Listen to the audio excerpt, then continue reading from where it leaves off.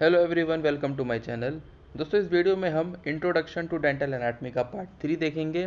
ऐसे तो बेसिक्स में काफ़ी हद तक काफ़ी मैंने टॉपिक्स कवर कर दिए हैं, बस छोटे छोटे टॉपिक्स से बचे हुए हैं, तो उनको भी हम देख लेते हैं।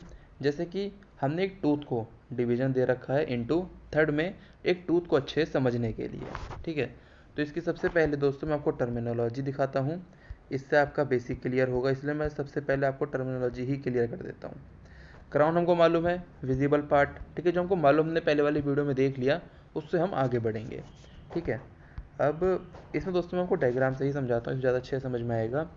जैसे मान लो ये एक टीथ है, ठीक है, मैं ड्रॉ भी कर देता हूँ। अब इसमें देखो, सबसे पहले यहाँ पे ये हॉरिजॉन्टल लाइंस है ना। अब हमको ये भी मालूम है कि जो जंक्शन होता है सीमेंटम और इनेमल का, उसको हम क्या बोलते हैं, सीमेंटो इनेमल जंक्शन, और सर्वाइकल लाइन भी बोलते हैं। इसलिए उसके आसपास वाले इलाके को हमने क्या बोला, सर्वाइकल, यानी कि सर्वाइकल डिवीजन।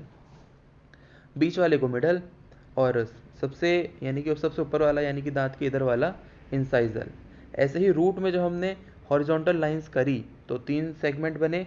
सबसे पहले को हमने बोला जो सर्वाइकल लाइन के आसपास था उसको हमने बोला सर्वाइकल, मिडल और एपाइकल। तो दोस्तों ये याद रखना कि रूट के लास्ट वाले को बोला एपाइकल और क्राउन के लास्ट वाले को बोला इंसाइजल। कब? जब हमने ये हॉरिजॉन्टल लाइंस करी।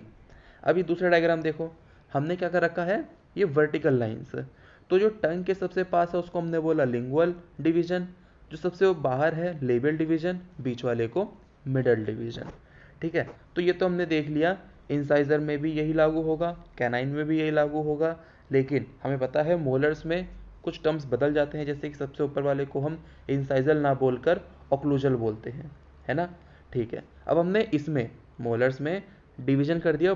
सबसे पहले हॉरिजॉन्टल, तो सबसे ऊपर वाले को बोला हमने ऑक्लूजल, मिडल, और उसके बाद सर्वाइकल लाइन के आसपास वाले को सर्वाइकल।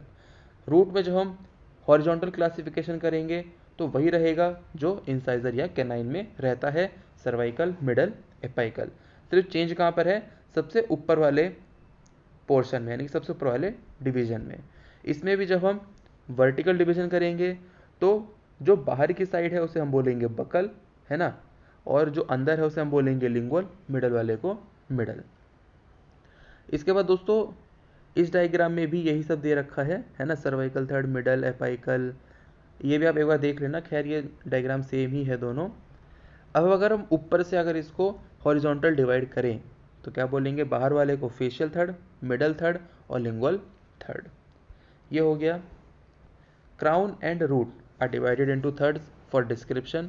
क्राउन को हमने दोस्तों डिवाइड किया इनटू इंसाइजल और ऑक्लूजल थर्ड भी बोल सकते हैं। इंसाइजल कब बोलेंगे, जब इंसाइजर में होगा या फिर कैनाइन में, और ऑक्लूजल जब वो प्रीमोलर में होगा या फिर मोलर में।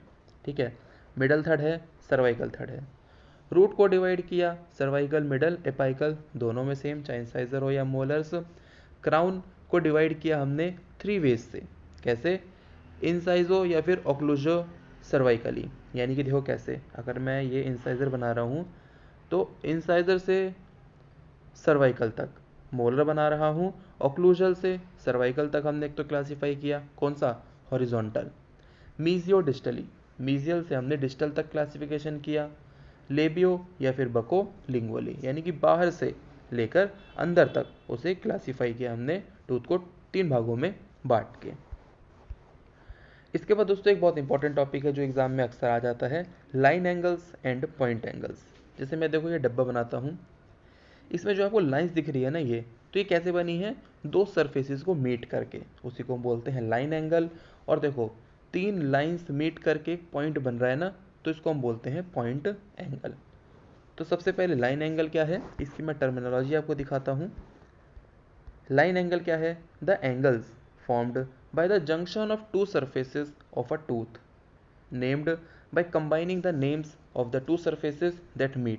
और उस लाइन का, उस लाइन एंगल का हम नाम कैसे रखेंगे, क्योंकि हर एक सरफेस का दोस्तों टूथ में नाम है, अब आपको मालूम है, तो उसी तरीके से उसका नाम रख दिया जाएगा। ये देखो, formed by the junction of two surfaces named by combining the two surfaces that meet।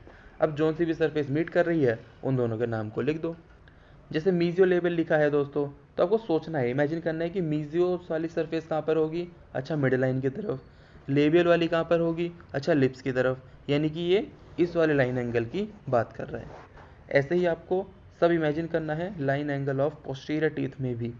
हर एक सरफेस को इमेजिन करते जाना, इससे हो जाएगा। इसके बाद है point angles, formed by the junction of 3 surfaces. ये 3 सरफेसेस से एक पॉइंट बनेगा, उसी को हम पॉइंट एंगल बोलते हैं। दोस्तों अगर इसमें से कुछ इमेजिन ना हो तो कमेंट सेक्शन में बता देना, तो मैं लिख के भी उसको अच्छे से वहाँ पे कर दूंगा। लेकिन हाँ, आपको ये मिल जाएगा ना ये डिक्शनरी में, तो इसमें आप दोस्तों हर एक लाइन को अच्छे से समझ सकते हो, इमेजिन भी हो जाएगा। पॉइंट एंगल हो गया। अब इसके example point angle anterior teeth में दे रखे हैं। दोस्तों देखो, अब 3 लाइंस हैं तो इसलिए इसका नाम 3 में आ जाएगा, जैसे मीजियो, लेबियो, इंसाइजल, ऐसे करके। Point angles of posterior teeth, दोस्तों ये पढ़ लेना क्योंकि एग्जाम में पूछते हैं।